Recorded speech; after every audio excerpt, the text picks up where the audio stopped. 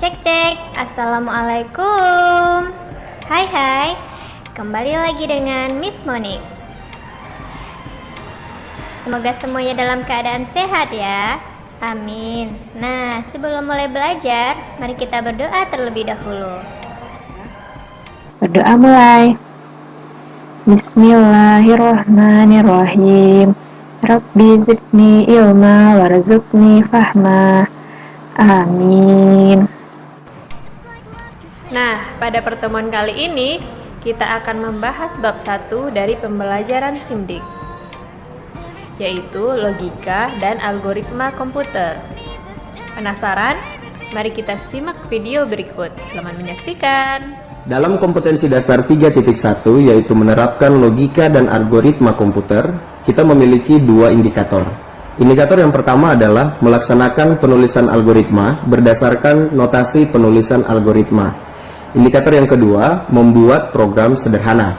Untuk tujuan pembelajarannya itu ada 4 poin. Yang pertama, menggambarkan suatu permasalahan berdasarkan logika dengan cermat. Yang kedua, melaksanakan penulisan algoritma berdasarkan notasi penulisan algoritma dengan teliti. Yang ketiga, mengoperasikan software pembuat program dengan baik dan benar. Dan yang terakhir, memodifikasi sebuah masalah dalam bentuk program sederhana dengan mandiri. Kita masuk pada pembahasan mengenai pengertian logika dan algoritma. Pengertian algoritma itu sangat lekat dengan kata logika, yaitu kemampuan seorang manusia untuk berpikir dengan akal tentang suatu permasalahan yang dapat menghasilkan sebuah kebenaran, bisa dibuktikan, dan dapat diterima akal. Logika juga seringkali dihubungkan dengan kecerdasan. Seseorang yang mampu berlogika dengan baik seringkali disebut sebagai pribadi yang cerdas. Poin yang selanjutnya, logika itu identik dengan masuk akal dan penalaran. Penalaran adalah salah satu bentuk pemikiran, di mana pemikiran ini adalah pengetahuan tak langsung yang didasarkan pada pernyataan langsung pemikiran, mungkin benar dan mungkin juga tidak benar. Definisi logika itu sangat sederhana, yaitu ilmu yang memberikan prinsip-prinsip yang harus diikuti agar dapat berpikir valid menurut aturan yang berlaku. Poin yang ketiga, logika itu berasal dari bahasa Yunani yaitu logos yang berarti ilmu. Logika juga dapat diartikan sebagai ilmu yang mengajarkan cara berpikir untuk melakukan kegiatan dengan tujuan tertentu. Oh, begitu. Gimana? Sudah paham dengan logika? Tentu sudah dong ya.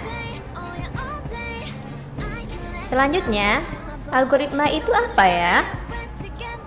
Ayo kita saksikan video berikut. Algoritma itu? Jadi, algoritma ini sebenarnya bisa digunakan untuk menyelesaikan berbagai persoalan, baik itu yang ada di komputer maupun di dunia nyata. Nah, kemudian apa sih contohnya persoalan itu? Oke, kita mulai saja dengan contohnya. Jadi di sini kita ada persoalan nih dengan mengurutkan sebuah list, yaitu yang tadinya 7, 4, 6, 1, 3. Tentunya kalau untuk manusia ini cukup mudah bukan? Tetapi bagaimana dengan komputer? Nah, kalau untuk manusia sendiri itu kan sebelum terurut nih listnya kan tadi 7, 4, 6, 1, 3. Kemudian setelah terurut yaitu 1, 3, 4, 6, 7. Tentunya bagi kita mudah bukan untuk meletakkan angka yang lebih kecil di sebelah kiri duluan, kemudian dilanjutkan dengan yang lebih besar dan seterusnya. Tetapi bagaimana kalau misalkan angkanya itu ada 1000 atau mungkin 1 juta? Tentu bagi manusia hal tersebut cukup melelahkan bukan? Nah, hal ini bisa kita dengan menggunakan komputer yang tentunya sudah diberikan algoritma untuk menyelesaikan hal tersebut. Nah, sebenarnya algoritma sendiri itu apa sih? Jadi, menurut Bapak Rinaldi Munir, algoritma itu merupakan urutan langkah-langkah untuk menyelesaikan suatu persoalan. Jadi, misalkan ada suatu persoalan seperti yang tadi, kemudian kita tulis tuh urutan langkah-langkahnya. Oke, untuk lebih memahaminya, kita mulai dengan contoh yang pertama. Nah, jadi ini ada sebuah permasalahan, yaitu bagaimana cara menukarkan isi dari gelas A menuju ke gelas B. Nah, jadi untuk algoritmanya sendiri nih, yang pertama nih, kita perlu menyiapkan sebuah gelas atau gelas C, yaitu untuk menyimpan nilai dari gelas A. Baik, ini setelah kita siapkan. Kemudian langkah keduanya yaitu kita menuangkan isi dari gelas A menuju ke gelas C.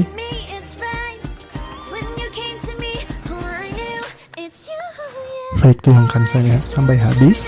Kemudian langkah berikutnya yaitu tuangkan isi dari gelas B ke dalam gelas A.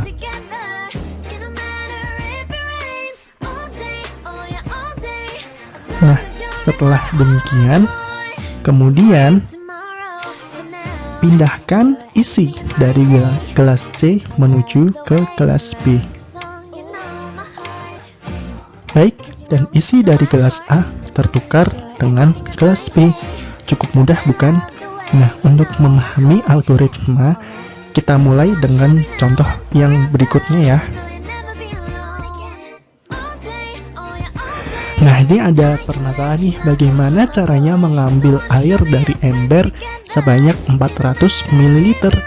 Nah, di sini nih permasalahannya tuh kita cuma memiliki satu buah gelas yang berukuran 500 ml dan satu buah gelas berukuran 300 ml.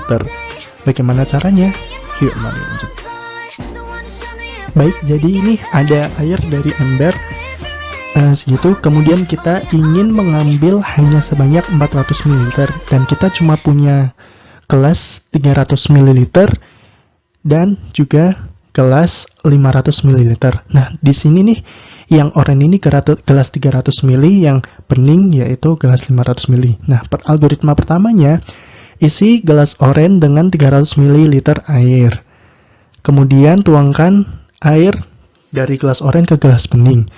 Kemudian nih isi penuh lagi gelas oranye dengan 300 ml air dan tuangkan ke dalam gelas bening hingga penuh. Nah, kemudian kan kita punya 100 ml air di gelas yang oranye kan, karena tadi sudah dituangkan ke gelas bening. Kemudian buang semua air di gelas 500 ml, kemudian tuangkan tuh sisa air yang tadi di gelas oranye 100 ml ke dalam gelas bening atau yang 500 ml. Kemudian isi penuh gelas 300 ml dengan air dan tuangkan air dari gelas 300 ml ke dalam gelas 500 ml. Nah, dengan demikian kita bisa mendapatkan air 400 ml kan dalam gelas 500 ml. Nah, demikian tuh teman-teman algoritma bagaimana cara mengambil air dari ember atau dari tempat apapun sebanyak 400 ml. Oke, begitu teman-teman. Nah, sudah cukup paham kan? Ayo, pasti sudah ya. Biar lebih greget, ayo kita simak lagi contoh algoritma berikut. Check it out.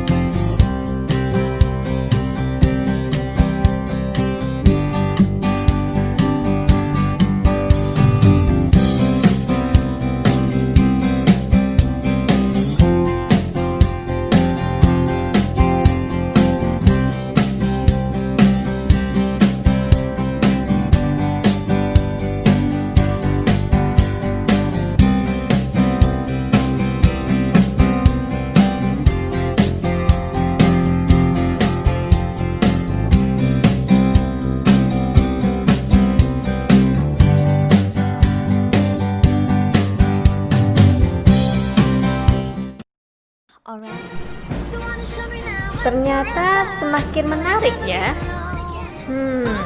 Kira-kira bagaimana ya penerapan algoritma dalam kehidupan sehari-hari? Tahukah Anda, para pengembang game dan aplikasi-aplikasi yang terkenal tidak akan bisa menyelesaikan pekerjaannya tanpa mengenal algoritma. Di samping kerumitannya, mengenal algoritma sebenarnya bisa dianalogikan dengan kegiatan kita sehari-hari. Kita analogikan dengan kegiatan yang sering dan kita sukai saja, yaitu kegiatan makan. Ada 3 contoh algoritma yang sangat sederhana dan biasanya ini dipelajari oleh mahasiswa pada awal-awal mata kuliah pemrograman dasar. Pertama adalah algoritma runtunan. Algoritma ini dianalogikan dengan kegiatan kita melakukan urutan makan yang benar, mulai dari mengambil piring, ambil makanan, sampai dengan minum dan menyimpan kembali piring tersebut ke tempat cuci piring. Kedua adalah algoritma percabangan. Algoritma ini dianalogikan dengan kegiatan seperti menentukan hari ini mau makan dengan apa. Apakah memilih makanan dengan daging, dengan telur, atau dengan ikan? Sampai sini sudah mengerti kan? Ayo kita lanjut. Ketiga adalah algoritma pengulangan. Algoritma ini dianalogikan dengan kegiatan mengunyah makanan. Mengunyah makanan itu tentunya berkali-kali, dan di dalam algoritma disebut sebagai algoritma pengulangan. Masih banyak algoritma yang lebih rumit, namun luar biasanya, serumit apapun algoritma tetap bisa kita analogikan dengan kehidupan kita sehari-hari. Sehingga dibuatlah aplikasi-aplikasi yang begitu keren, game-game yang begitu terkenal, kita bisa belanja, hiburan, jalan-jalan, dan melakukan apapun dengan bantuan aplikasi. Ini karena jasa algoritma. Algoritma itu adalah langkah-langkah logis dan sistematis untuk menyelesaikan permasalahan. Terima kasih kita ucapkan kepada Bapak algoritma kita, yaitu Al-Khwarizmi.